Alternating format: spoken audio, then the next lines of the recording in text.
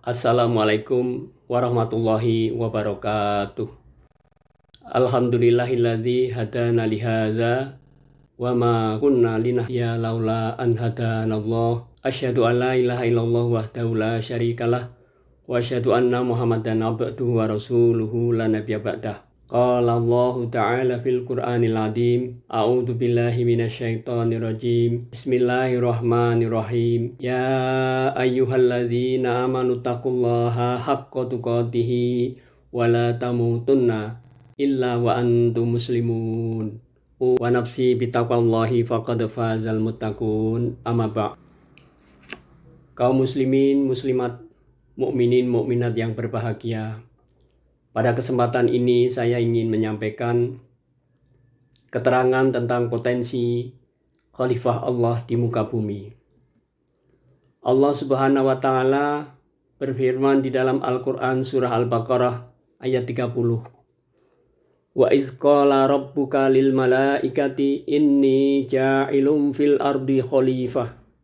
Qalu ataj'alu fiha may yufsidu fiha wa yasfiku dima'a wa nahnu nusabbihu bihamdika wa nuqaddisu lak. Qala inni a'lamu ma la ta'lamun. Ingatlah ketika Tuhanmu berfirman kepada para malaikat, sesungguhnya aku hendak menjadikan seorang khalifah di muka bumi. Para malaikat berkata, mengapa engkau hendak menjadikan khalifah di bumi ini dari orang yang akan membuat kerusakan padanya dan menumpahkan darah? Padahal kami senantiasa bertasbih dengan memuji engkau dan mensucikan engkau. Allah berfirman, sesungguhnya aku mengetahui apa yang tidak engkau ketahui. Qala inni a'lamu ma la ta'lamun. Di dalam Al-Quran surah At-Tin ayat 4, Allah Subhanahu wa taala berfirman bahwa laqad khalaqnal insana fi ahsani taqwim. Sesungguhnya kami telah menciptakan manusia dengan sebaik-baik ciptaan.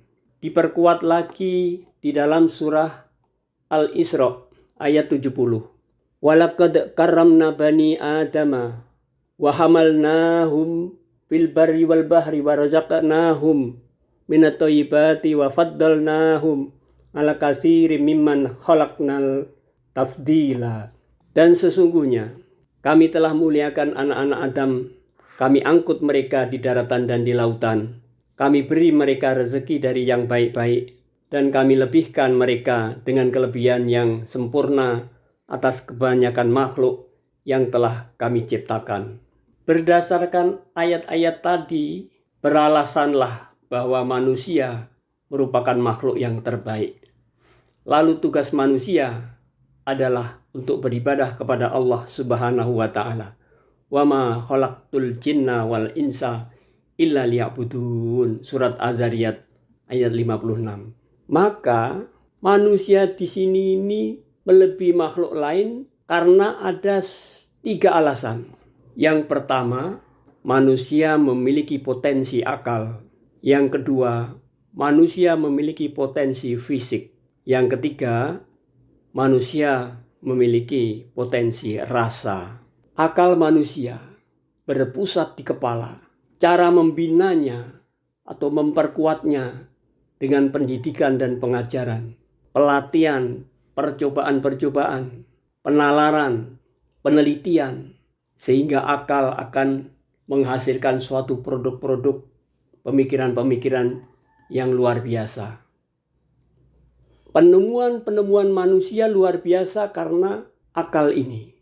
Misalnya, mereka dapat menemukan pesawat antariksa, senjata-senjata modern antar benua, kapal-kapal perang yang canggih, bangunan-bangunan tinggi yang megah, jembatan yang melintasi lautan, berbagai penemuan dan treatment di dunia kedokteran, jaringan informatika, radio, televisi, informatika dan sebagainya. Itu adalah merupakan penemuan-penemuan manusia yang luar biasa. Allah Subhanahu wa taala berfirman di dalam surah Ar-Rahman ayat 33. Ya ma'syaral jinni wal insi inistata'tum an tanfudhu min aqtaris samawati wal ardi fangfudhu la tanfuduna illa bisultan. Wahai jamaah jin dan manusia, jika kamu sanggup menembus dan melintasi penjuru langit dan bumi, maka tembuslah dan lintasilah. Namun, kamu tidak akan dapat melintasi dan menembus langit dan bumi kecuali dengan kekuatan. Kaum muslimin dan muslimat yang berbahagia. Yang kedua adalah kekuatan fisik. Dengan kekuatan fisik, manusia memiliki berbagai keterampilan-keterampilan yang luar biasa. Cara memperkuat daya fisik, makan dan minum yang sehat, istirahat yang cukup, olahraga, latihan-latihan fisik, berpikir positif dan bahagia, pantang malas, dan sebagainya. Lalu yang ketiga, kekuatan rasa yang berpusat di dada atau di hati. Cara memperkuat daya rasa ini yaitu dengan cara ibadah, salat, puasa, zikir, membaca Al-Quran, berakhlak mulia, sabar, syukur, ridho, tawadhu, murah hati, dermawan, pemaaf. Dalam kesempatan ini saya sampaikan pula bagaimana tentang dakwah Nabi Sulaiman kepada Ratu Bilqis. Suatu ketika Nabi Sulaiman alaihissalam ingin melakukan dakwah ke mancanegara. Dipilihnya Ratu Bilqis untuk dijadikan objek dakwah. Kedudukan istana Nabi Sulaiman berada di Palestina, sedangkan Ratu Bilqis berada di Yaman yang jaraknya sekitar 900 km. Saat ini rombongan Ratu Bilqis sudah dalam perjalanan menuju istana Nabi Sulaiman di Palestina.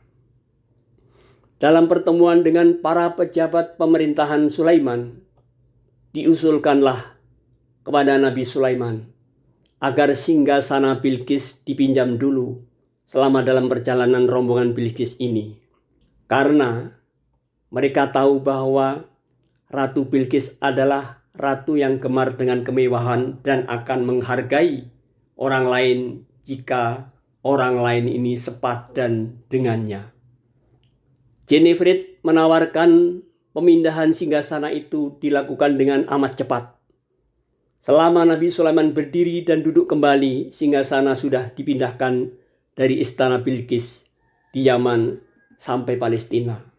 Namun kehebatan Nabi Sulaiman sebagai raja yang bijaksana, yang demokratis, sehingga ketika sudah mendapatkan penawaran Jenifrid tentang pemindahan singgasana dalam waktu yang amat cepat, Nabi Sulaiman masih mencari orang yang lebih cepat, lebih profesional. Kaum muslimin dan muslimat yang berbahagia, pemimpin yang memilih anak buah yang profesional ini biasanya jarang dilakukan oleh seseorang pemimpin seperti Nabi Sulaiman ini. Biasanya mereka memilih anak buah berdasarkan pertemanan atau berdasarkan rekonsiliasi dan bukan atas dasar nilai-nilai profesional. Saat itu ada seorang ahli kitab menawarkan diri kepada Nabi Sulaiman. Qala alladzi indahu ilmun minal kitabi ana atika bihi qabla ayartadda ilaika tarfuk. Wahai Tuan Sulaiman, aku akan membawa singgasana ini lebih cepat. Sebelum matamu berkedip, singgasana sudah ada di depanmu. Tersebut di dalam Quran surat An-Naml ayat 40. Ayat 40. Kaum muslimin muslimat yang berbahagia. Zaman dahulu ada orang yang memiliki kemampuan bisa memindahkan singgasana yang jaraknya 900 km hanya sekejap mata. Bagaimana dengan kita? Kualitas ibadah kita. Apakah kita bisa memindahkan rezeki-rezeki yang sebenarnya harusnya menjadi milik kita? Bisa kita mohonkan kepada Allah untuk berpihak kepada kita? Ternyata kita belum bisa seperti itu. Bagaimana yang dimiliki oleh Rasulullah Sallallahu Alaihi Wasallam dengan Isra Mi'rajnya? Hal itu terjadi karena Rasulullah adalah beserta dengan Allah Subhanahu Wa Taala. Kaum muslimin dan muslimat yang berbahagia, kita sebagai manusia tetap berikhtiar dan juga kita tetap selalu bertawakal kepada Allah Subhanahu wa taala. Bagaimanapun upaya kita untuk berlindung dari kematian ataupun berlindung dari berbagai musibah, Allah telah menentukan sistemnya dan semuanya yang menentukan adalah Allah Subhanahu wa taala. Di dalam Al-Qur'an surah An-Nisa ayat 78, Allah berfirman, "Di mana saja kamu berada, kematian akan mendapatkanmu. Kendati pun kamu di dalam benteng yang tinggi dan kokoh, dan jika mereka memperoleh kebaikan, mereka mengatakan, ini adalah dari sisi Allah.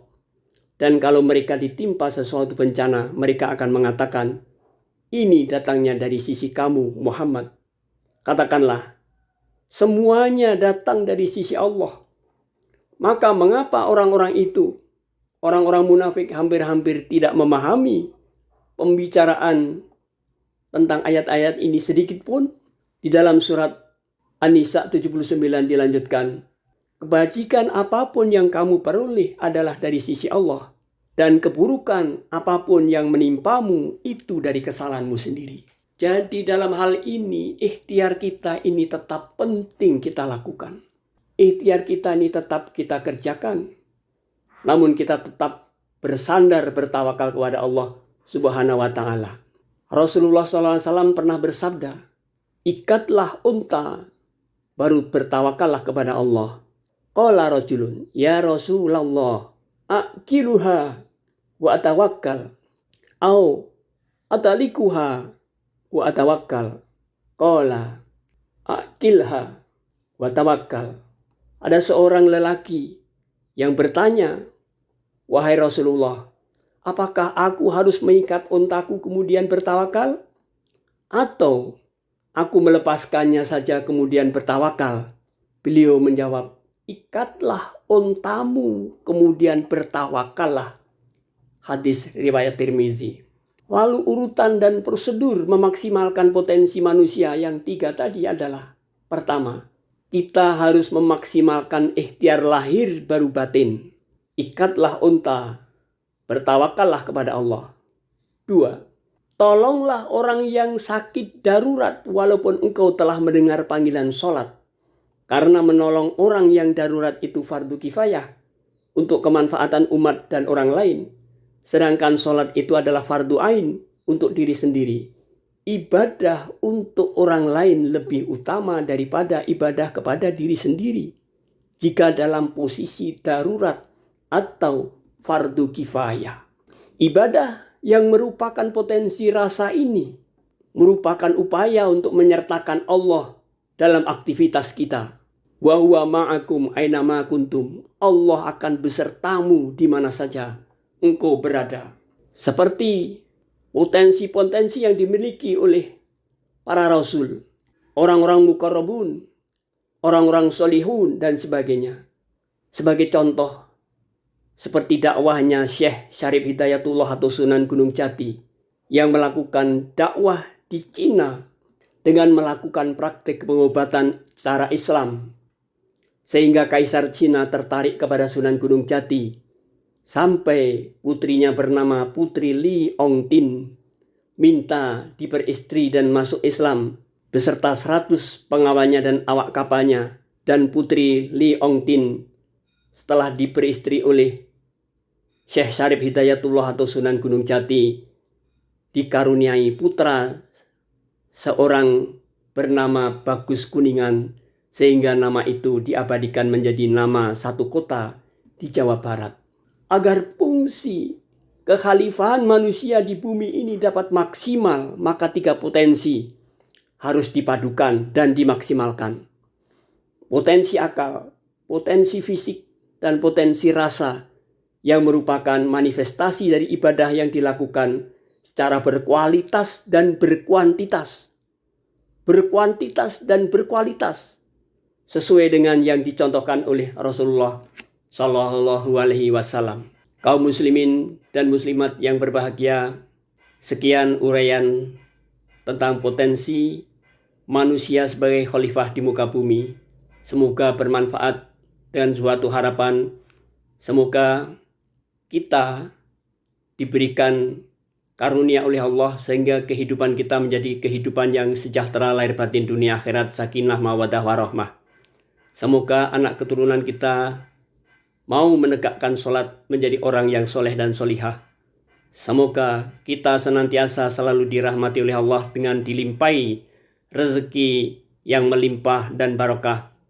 Dan kalau sudah sampai waktunya, kita bisa menghadap kehadirat Allah dengan husnul khatimah. Billahi taufiq wal hidayah. Wassalamualaikum warahmatullahi